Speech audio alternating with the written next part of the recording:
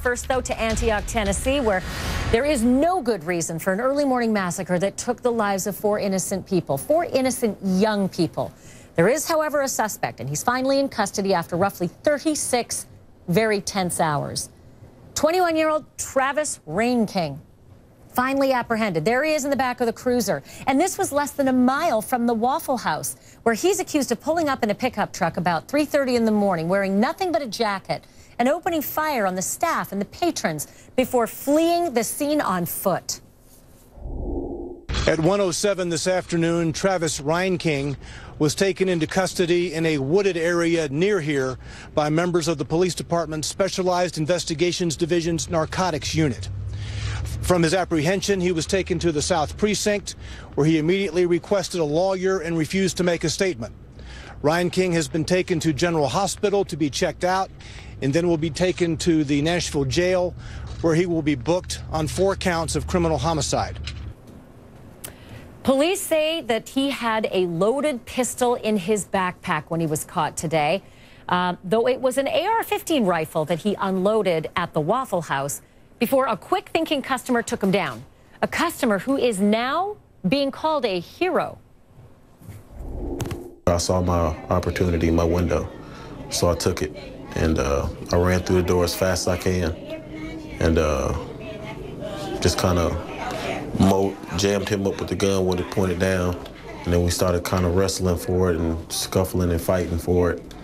And after he let it go with one hand, and then when he just had it in his other hand, I just took it and I tossed it over the counter, and I pretty much removed him out of the restaurant with myself, and then he kind of walked off by himself. Tonight, Travis Rainking is behind bars, but 4 families are mourning the young lives that he allegedly took. And an entire country is asking, why did this happen? And how did somebody with a history of mental issues, how was that person able to get his hands on a gun? And let's make that multiple guns. With me, CNN correspondent Diane Gallagher in Antioch, Tennessee, defense attorney and author of The Code, Parag Shah. Art Roderick's also with me, former assistant director of the U.S. Marshals Service and CNN law enforcement analyst. Thank you to you guys for joining me. Really quickly to you, Diane Gallagher, on the scene, a tip. It was a tip that led to this suspect? That's right. It was a tip from a construction worker about a mile away from where this crime actually happened, not too far from the suspect's apartment. They noticed somebody who kind of resembled those pictures they'd been seeing. They weren't entirely sure, but they called it in anyway. And that's when they sent a narcotics team over to this wooded area, this construction site there. They sent the narcotics team out. They spread out. They went searching for him. One of those agents actually saw the suspect, said he immediately recognized him, and that he didn't do anything. He just fell to the ground. They were able to handcuff him. He didn't speak really, was very docile about it. He was wearing completely different clothes. I'm sure you guys are able to see these pictures that the police tweeted out at this point. Remember, as we talked about, he was naked during this crime, according to police. And afterward, the only time he'd been spotted was about an hour after the crime actually happened, and he was only wearing black pants. He had no shoes on. He didn't have a shirt on. So this was a fully clothed man with a backpack. Actually, inside that backpack was a loaded handgun, as well as his driver's license from Colorado. Police say they cut it off, handcuffed him as soon as they got him in. He said he wanted to talk to his lawyer, didn't say anything else. Diane, he had a history of mental illness. A lot of that, while he has been on the run, has been outlined by the national media. And in fact, the guns that he had originally were taken away. The FBI today was asked about this, and I want to play something that the FBI had to say about his past mental health illness issues and also their role in all of this. Have a listen to this. I can tell you from our perspective, after the incident at the White House and the assessment that happened in the Springfield office, that every federal resource was brought to bear, and that we were able to effectively neutralize what we felt was the threat at the time by ensuring that he did not have the ability to purchase or own weapons, and that those weapons were taken. So listen, Diane, those weapons were taken. He's right. But those weapons were given to his father. And apparently that father, if we have the facts right, gave those weapons back to him. I'm going to get into that in a moment. But first, I think it's critical to have the context of this young man's mental illness over the last 2 years or so. And I want to start with May of 2016. He told his parents that Taylor Swift was stalking him.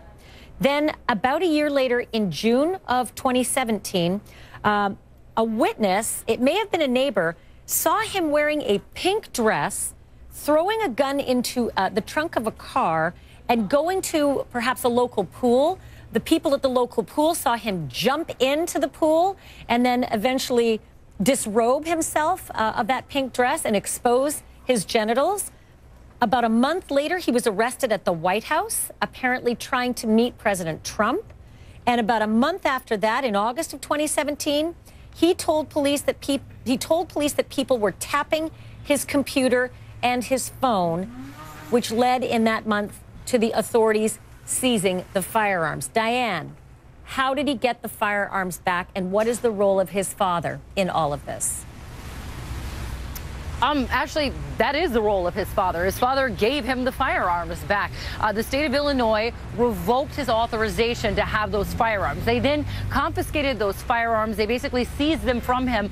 But then later, based upon state law, they gave them back to his father. Now, he was supposed to keep them away from his son, but he admitted to police, at least according to what we have been told by both federal and state authorities, that he gave them back to his son. And that AR-15, police say, was used in the crime here at this Waffle House. That handgun that they also seized was the one they found in the backpack, according to police. And then they found 2 of those long guns in his apartment when they searched it after the crime at the Waffle House. So they were given back to him by his father, and according to authorities, they were used to murder 4 people. And there's that backpack. I just want to alert people, Diane, while you were talking, we were showing that picture of that backpack where the pistol was found.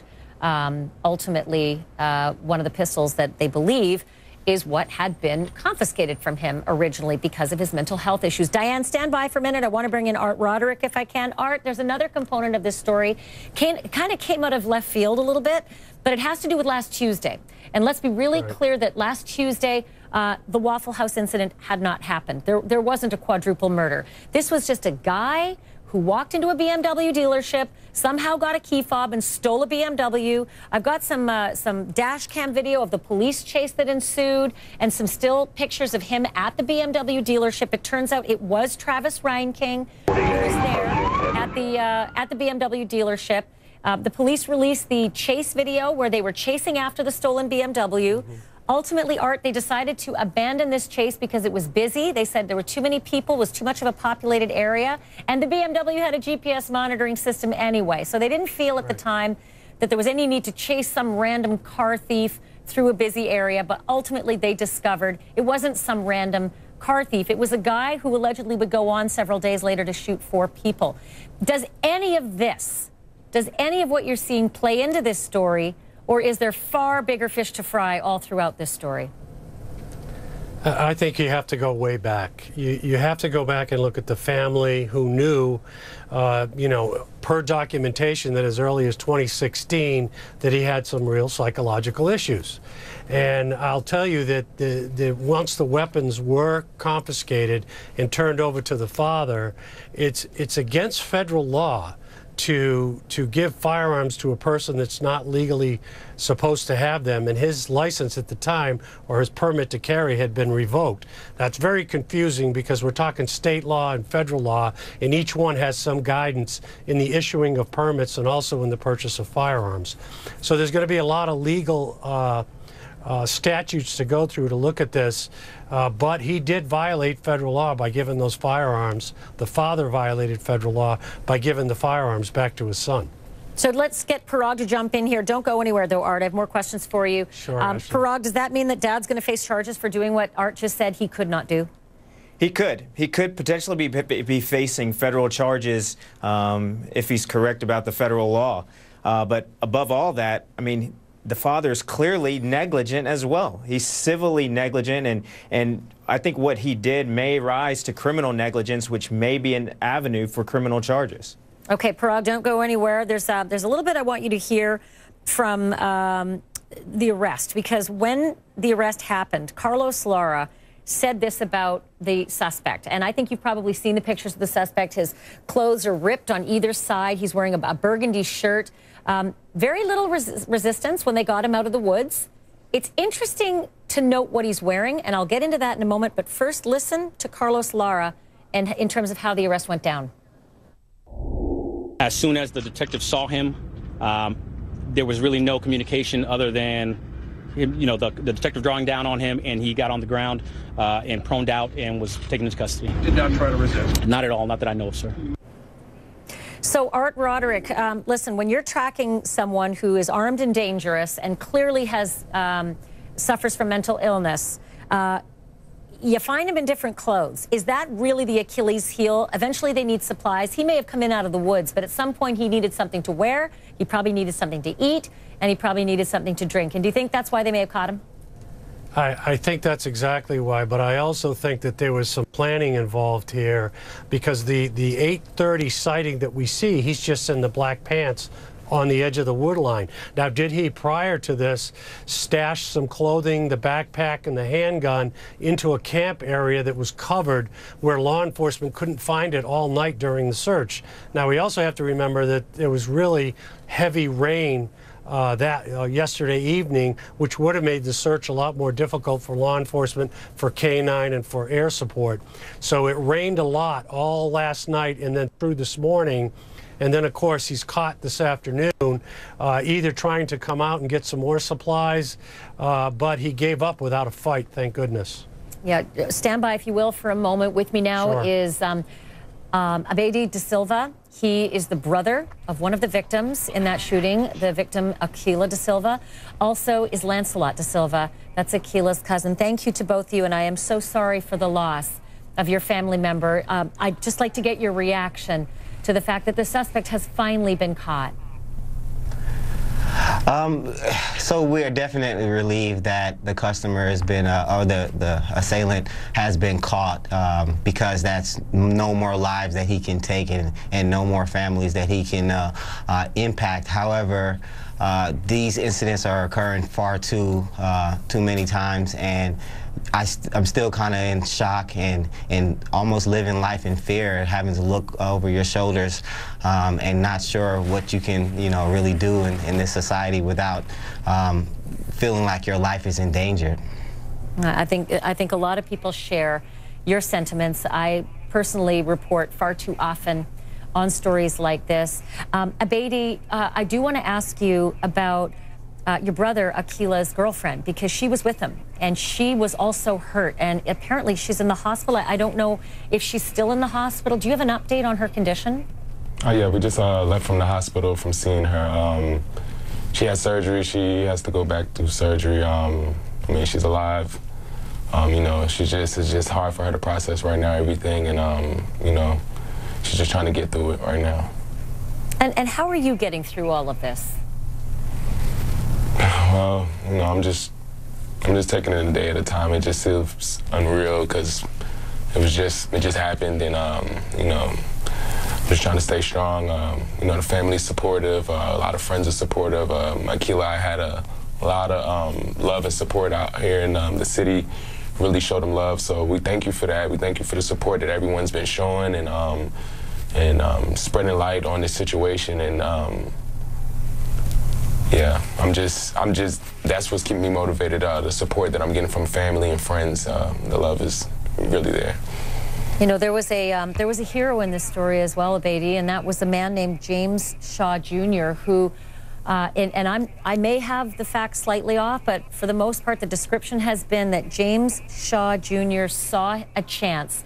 He saw an opportunity, possibly during a reload, to attack and grab that rifle and threw it and stopped the danger before possibly 20 other people might have been hurt as well. And I don't know if it's small consolation as you've lost your brother, yeah, but it must mean something that somebody was there to just try. Yeah. Yeah. I was there with him also. So I was just talking to his girlfriend, and she was telling me she just seen when he came in, and she said he, if that guy didn't probably stop him, that he probably was gonna just reload and start shooting at her. So, you know, we're thankful. I know I lost my brother, but, you know, thankful that, you know, that he can do that, and, you know, he saved some lives, and it wasn't everyone, because I couldn't be here right now.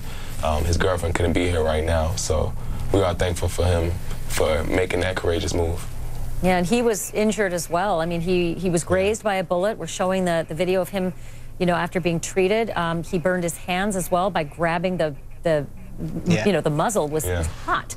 It had just been firing. So, you know, God bless him, and God bless you and your families as well. You have joined a club you did not ask to be a part of, and there are just too many Americans, victims and victims' family members of shootings. And I am so sorry for your loss, and I do appreciate you bringing your brother to life for us on television and letting people know that he's important and he shouldn't be forgotten, and nor should the other 3 victims of that shooting who left us as well. Thank you to both of you. Absolutely. And thank you. Abedi Da Silva and Lancelot Da Silva joining us as well. And my thanks to Diane Gallagher, Art Roderick, and Parag Shah. We're going to continue to follow that story. In about 40 minutes, we'll have another update for you as well. In the meantime,